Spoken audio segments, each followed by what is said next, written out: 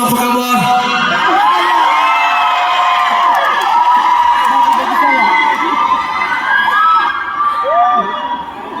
First of all, first and foremost, I just want to thank Yang Amat Berhormat Datuk Seri Anwar Ibrahim. Terima kasih Datuk Seri kerana hadir pada malam ini. Dan Barisan VIP for being here at this humble concert of ours. Definitely a special moment for us, especially putri-putri kita.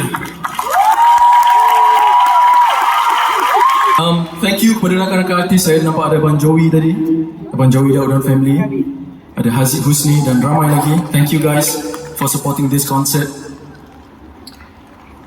Terima kasih kepada semua cikgu-cikgu Sri Putri. Dan terima kasih kepada rakan industri saya, rakan media. Thank you so much. And thank you kepada fans saya, MSD United. Baik. Belum tak saya dengar suara anda.